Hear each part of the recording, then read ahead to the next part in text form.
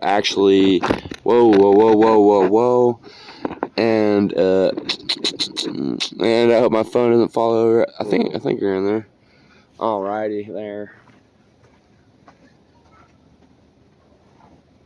I think I can see you. What's up, Dad? How are you doing today? Good, Jake. What's going on? Nothing much. Look at that beautiful view of downtown San Diego. Oh, it's gorgeous. Yeah, we've got Coronado, Silver Strand Beach. We've got the Navy SEAL Training Complex. Got Tijuana, of course, and then the beautiful city of Coronado with the Bay Bridge, and you got Point Loma in the background over there. Beautiful city we live in, isn't it, Jake? And I wish the weather could stay this way all year round because it is tits. Yeah. Gorgeous out today. We had the hot weather last week. We're looking for some more hot weather in the next week. Hopefully it'll clear up, cool down after that. Take a break from the summer heat. Yeah, but you ain't seen nothing yet. You gotta check out, go to Hawaii, and they got bathwater for a reason. No wetsuit, no problem. But speaking of that, might go out here pretty soon with my buddy Tyler to the beach, and he's probably gonna surf, and I'm probably gonna either body surf or no. I need something buoyant to hold on to. Last time I barely made it back to shore in IB. I was in IB probably 6 months ago. No, probably 8 months ago. Maybe even a year ago. I don't know. It was a while ago. But anyway, I was in IB and I was like, I'm gonna swim out to the end of the pier and back. And I had my fins, and I made it probably 3/4 of the way to the end of the pier, and I'm like, oh, dude, I need to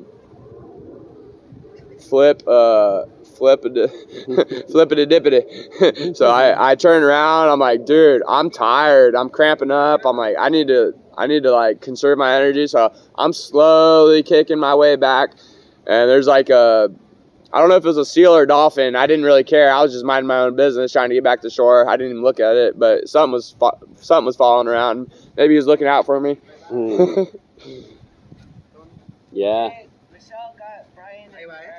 But there's a couple surfers out there, so I didn't feel like my life was in danger. There's surfers out there. If I really needed help, I could have just hollered at one of the surfers, been like, "Hey man, can I get some help, bro?" When in doubt, shout and get someone to help you out. But when I got back to shore, dude, I was crawling. I almost went into fetal position. I was like, dude, I almost didn't make it back to shore. I am freaking toast, dude. I'm tired. But I'm gonna go back out, and I don't know if I need to buy a boogie board or just use one of the cheap ones, because it doesn't really matter. You just need something buoyant. I just don't want to get out to the lineup. I don't want to get out to the lineup and have my board break or my leash snap off or something like that. Yeah, it can get kind of scary. I remember we were doing the first night scuba dive for Jake out at Scripps Pier in La Jolla, and we got out. It was a really calm day, calm night. We got out there, and it turned out it was a green tide, like an effervescence kind of thing. So we're getting ready to go down, and we start to descend. And all of a sudden we're down 3, 4, 5 feet down, and we couldn't even see our hand in front of us. That's how blind we were, because all this plankton reflected on the lights and just created this whiteout effect. And then we decided not to continue down because we couldn't see. So we come back up, and we're up on the surface again, kind of just floating, looking around. All of a sudden we see this big old circle. Some big old fin circling us around and around. You could see it because the water was green, and it would just glow as this thing swam around us. And we decided that was probably either a shark or a dolphin. We weren't sure which, but we didn't hang around to find out. We decided just to get back into shore and cancel that dive. So we did. We got back safe and sound. And we found out later that if we had just continued to drop down maybe to 15, 20 feet, we would have got underneath all that plankton, and it would clear it up like that. So we tried. We did. I didn't panic, but I was like, okay, dude. I was like, oh, whoa. Like, I think if we would have went down without like shoulder grabbing, I think we would have been all right, because we would have just been like, you can't really check your gauge, so it's kind of it's actually pretty dangerous. We made the right call. Maybe we could have moved the locations. We probably could have went deeper, but it is a night dive, so you gotta be very precautious. And but we could have went out more, and it might have cleared up a little bit if we went out like, and then we could have just dove down and then swam back in, or headed towards shore. Yeah. So, long as you have your compass, you can pretty much navigate underwater. There's courses that teach you how to do that. We took some over in Guam when we did a lot of scuba diving in Guam, and did a lot of PADI courses over there. Navigation was one of them. So he was talking about the bioluminescent, and that night was so cool. It was my first night dive, so like I had that on my mind, but I also had like all this glowing features in the water because of the, what is it, plankton or whatever? All this life that illuminates in the water. I was like tripping out. I'm like, dude, this is like fairy dust. Like splashing the water, like kicking my fins. Yeah. And then the fin circling us. I was like, well, at least it's a cool way to go out. Yeah.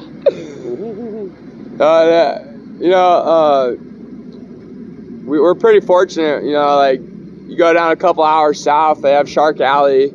Like they're definitely out there. It is their home, so you gotta respect Mother Nature, and yeah, that was the second time I almost died in La Jolla. First time was, flash forward probably 20 years. I was scuba diving out of college, right there in La Jolla at the La Jolla Trench, and we got down pretty deep, and it's like a super steep drop off with a super steep incline, and you touch it, and all of a sudden this landslide starts to occur down there about 120, 130 feet down. And so we're just kind of hanging out, me and a buddy that wasn't certified yet, but he kind of knew what he's doing. But on the ascent back up, we were pretty deep, and we failed to let some air out of the buoyancy compensator, and it just kept getting bigger and bigger as we ascended. And we started ascending faster than you're supposed to. And by the time we hit the surface, we were going so fast, we kind of came out of the water probably a good, 4 feet, just kind of popped up. And we're like, wow, that wasn't good, But we blew out the whole way up, and we didn't get the bends, which was a good thing, obviously. You don't want the bends at all, so... But yeah, lesson learned was always make sure you're letting the air out of your BC before you come up or as you're coming up, so it doesn't get out of control. So that was probably the second scariest part of scuba diving for me. So I have a question about the bends. So if you do contact that in your actually, here's a better so people understand it. Can you explain what the bends like? Does it affect your head? Does it affect your nasal or whatever, your cavities or whatever in your head, or the circulation of? Yeah, what I was told from my dive instructor, Hillary T. Snook, when we were diving up in Central California, was that it's kind of like opening a can of soda, like a Coke can. If you shake it up, you crack it open, and all that CO2 or whatever, nitrogen, comes out of solution. So what happens, like when you're scuba diving, you're down, say 33 feet, that's 1 atmosphere. So that's 33 psi, and then it's about 14 psi. And then you go down another 33 feet, you're down to like 30 psi. So you've got all this pressure on your body, and it starts to, if you're down too long, it'll start to saturate into your blood. The CO2 that you're breathing in and you're breathing out, it'll start to saturate in your blood. So when you start to ascend, if you come up too fast or you've been down too long and you come up, you're gonna kind of open that can of Coke, and all those compressed nitrogen that's saturated in your blood, all of a sudden now it expands into a bubble. And as this bubble travels through your veins and goes up into your brain, it'll get stuck. And that's why they call it a brain aneurysm is what happens. So when you're going up higher elevation in a car, when you're going up a mountain in a car, say you're going up to Big Bear, and you have a water bottle or whatever, or some type of plastic bottle, and it makes that popping sound because you have the window shut, that pressure has like nowhere to go. So it could blow your eardrums, I can only assume, because I felt it, like when you can't get your ears to equalize and get your equilibrium back, it could be very tedious when you're like 100 feet down, and you just got to be. It's very important when you're scuba diving to stay calm, and that's like the main thing. Like if you stay calm, like you could be a scuba diver. But if you're very panicky, then I would suggest like really being able to stay calm in sticky situations. Like get out of your comfort zone. If you're a very like panicky person, like you're in stressful situations. Like for example, skateboarding, you got to be on your toes. Like you never know when there's a rock or a crack or something that could just totally wreck your day. So, but that's part of skateboarding. Falling's part of skateboarding, and you got to get back on the horse if that's what you're passionate about. Yeah. So yeah, those are a couple of the worst dives or the scariest, but some of the best dives ever was over in the island of Palau, which is probably a 4 or 5 hour flight from Guam. And the first dive we did was called the Blue Corner.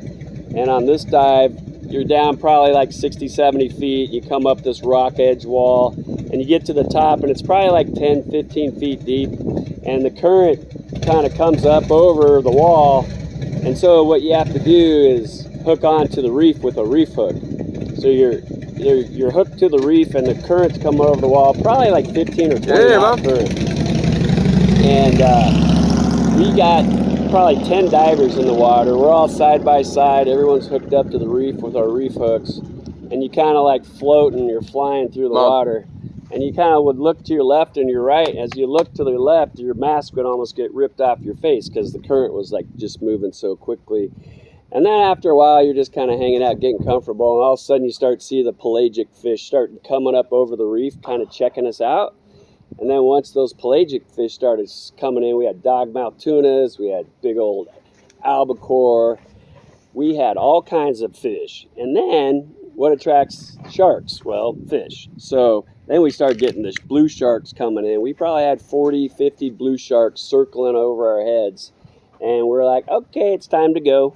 So simply pull up off the reef hook, and we all fly back on the reef safe and sound. Gorgeous Palau, highly recommend it if you ever scuba dived. It's probably one of the top 3 in the world, I would say, for scuba diving. The islands are crazy. There's also the Jellyfish Lagoon, where they got trapped inside this natural lagoon inside this small island, and they got separated, and they have no predators, so they lost their ability to sting over millions of years. So you can physically snorkel through Jellyfish Lagoon with millions of jellyfish touching your skin, and you have no problem at all. Definitely a National Geographic kind of place right there. I got a little sidetracked. I was thinking about something, but diving is an amazing experience. So here's another question related. Sorry to get sidetracked or off track or whatever. Because I wasn't really following you. I got distracted. Saw a squirrel. Here's gonna be an ongoing joke. We're gonna have some ongoing inside jokes, some inside jokes, and some ongoing jokes. Like here's a squirrel joke. When we get sidetracked or like squirrel, like when you're walking your dogs and you see your dog sees a squirrel, like whatever was on your mind isn't on your mind anymore, and you probably forgot about what you were thinking about. You saw a squirrel. Could have been the best idea in the world, but you saw a squirrel. But sled dogs, we're in SoCal, and I'm trying to get my dogs tuned up to start sled dogging it up. It's summer's coming to an end, so winter's coming up, so that's sled season here in SoCal. It's not all hot, and so Mission Trails is a great place. I don't. They might frown upon it there. I don't know. You might gotta figure it out yourself. But I've done it there. Sled dogging behind the skateboard. It's super fun. It's super fun, dude. And I forget why I was talking about that, but I think we're gonna wrap up this video. We got some stuff to take care of today. Got some errands to run, but thanks for tuning in. This is a random podcast, and look forward to more in the future. And whatever time it is, good evening, good night, good morning, peace, and aloha. And Dad, you want to finish off? Have a great day. Beautiful day out here in sunny San Diego. Enjoy yourself. And make every day count. And we'll end with the view.